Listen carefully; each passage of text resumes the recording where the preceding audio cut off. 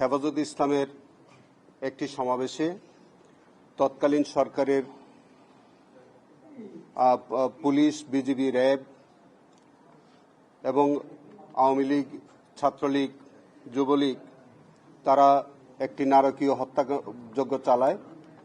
আপনারা এটা ইতিমধ্যে অবহিত আছেন যে 2013 সালের পর থেকে তৎকালীন সরকার এই মামলাটির কোনো তদন্ত কার্য তারা পরিচালনা করেননি।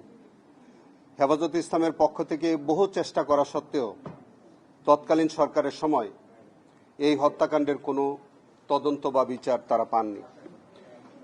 আন্তর্জাতিক অপরাধ ট্রাইব্যুনাল যখন পুনর্গঠন হলো 24 গণ আন্দোলনের পর, তখন আজকের যিনি বাদী আমার ডান পাশে বসা আছেন, তিনি একটা লিখিত অভিযোগ এই ট্রাইব্যুনালে দাখিল করেন।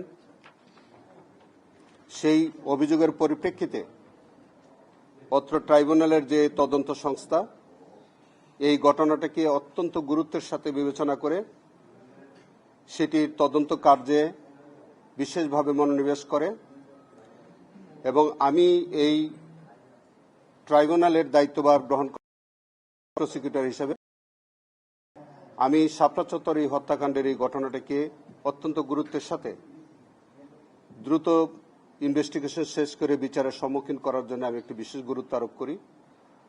আমার কাছে মনে হয়েছে যে আলেম ওলামাদের দেশ বাংলাদেশ, যে এতগুলো আলেম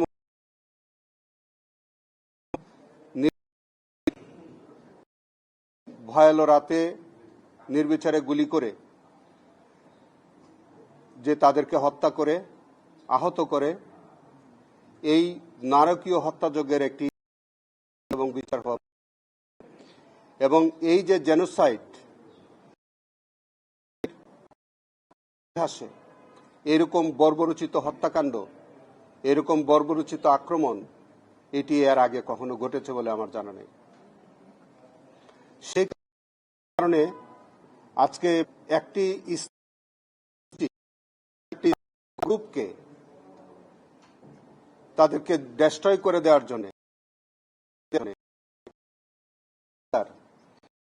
অ্যাক্টিভিস্ট অথবা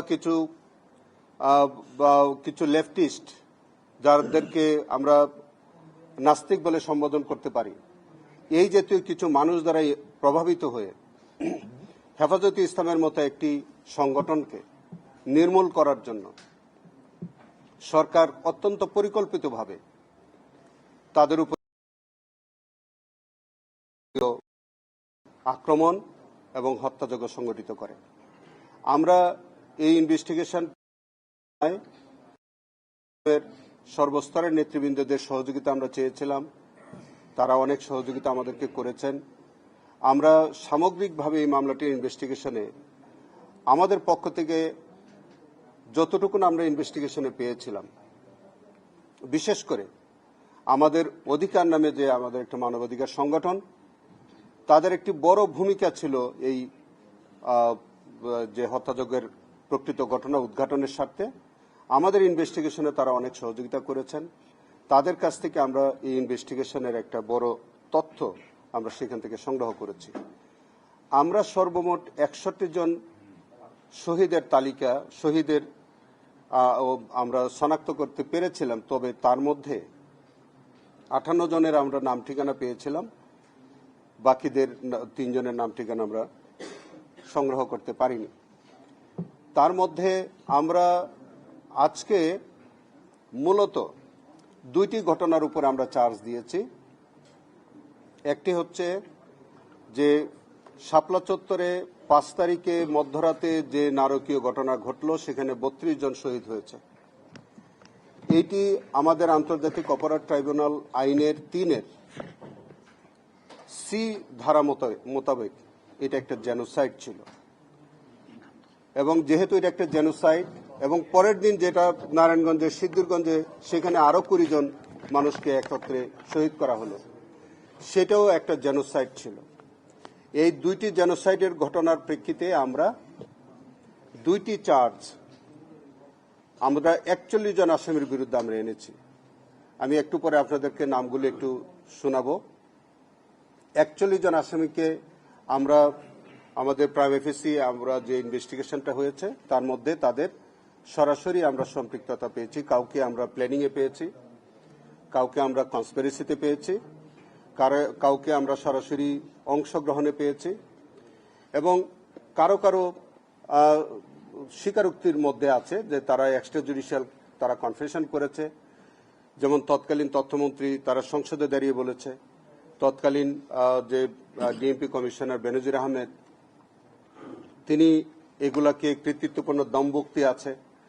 তৎকালীন অনেক কর্মকর্তারা যে হেফাজতের এই নেতৃবৃন্দদেরকে বা এই নিরীহ আলেম ওলামাদেরকে হত্যা করে তারা যে বিভিন্ন রকমের দমভক্তি করেছে, সেই দমভক্তিগুলো আমরা কালেক্ট করেছি। সেগুলো বিভিন্ন পত্রপত্রিকা, বিভিন্ন সোশ্যাল মিডিয়াতে সেগুলা প্রচারিত হয়েছে এবং এই হত্যাকাণ্ডকে বিকৃত করে বিভিন্ন সময় কিছু কিছু ব্যক্তি বা কিছু সংগঠন তারা বিকৃত তথ্য দিয়েছে। সেটাও আমরা কয়েকজনকে আমরা সেভাবে অপরাধ হিসেবে তাদেরকে চিহ্নিত করেছি। যেমন আমরা সমীকরণ নামে একটি সম্প্রচার ছিল, সেখানে টোটাল এই হেফাজতের এই ঘটনাটাকে বিকৃত করে সারা দুনিয়াতে একটা মিথ্যা তথ্য প্রচার করে। সেটাও কিন্তু এক ধরনের অ্যাবেটমেন্ট হিসেবে গণ্য করা হয়েছে ইনভেস্টিগেশনে এবং তাদেরকেও বিচারের সম্মুখীন করা হয়েছে। ৭১ টেলিভিশন তৎকালীন সময়ে যিনি প্রধান ছিলেন মোজাম্মেল বাবু, তার একটি ভূমিকা ছিল যে যাতে এই বিকৃত তথ্য তারা প্রচার করে এবং তাকেও কিন্তু এই আইনের আওতায় আনা হয়েছে এবং সেখানে যে সকল আইন শৃঙ্খলা বাহিনীর যারা যারা প্রধান ছিলেন তাদেরকে আনা হয়েছে। যারা সরকার প্রধান থেকে শুরু করে স্বরাষ্ট্র মন্ত্রণালয়ের 2 জন মন্ত্রী যাদের প্রত্যক্ষ ভূমিকা ছিল এই ঘটনার মধ্যে তাদেরকে আনা হয়েছে। আজকে মাননীয় ট্রাইব্যুনাল 41 জন আসামির বিরুদ্ধে অভিযোগ আমলে নিয়েছেন এবং যারা ইতিমধ্যে আমাদের কয়েকজন গ্রেফতার আছে তাদেরকে সুনির্দিষ্টের আবেদন সেটা মঞ্জুর করেছেন। যারা পলাতক আছে তাদের বিরুদ্ধে গ্রেফতারি পরোয়ানা জারি করা হয়েছে এবং আগামী 16 অগাস্টে সেটির পরবর্তী তারিখ আছে যে যারা যারা পলাতক আছে তাদের এক্সিকিউশন রিপোর্ট আসার পরে তারপরে যদি তাদের মধ্যে যদি গ্রেফতার করা সম্ভব না হয় অথবা যদি তারা ট্রাইব্যুনালে হাজির না হয় তাহলে আমাদের পত্রিকার বিজ্ঞপ্তির মধ্য দিয়ে মামলাটা বিচারের জন্য রেডি হবে এবং তারপর থেকে বিচার কার্য শুরু হবে। আমি শুধু আসামিদের নামটা আপনাদেরকে একটু পড়ে শোনাই।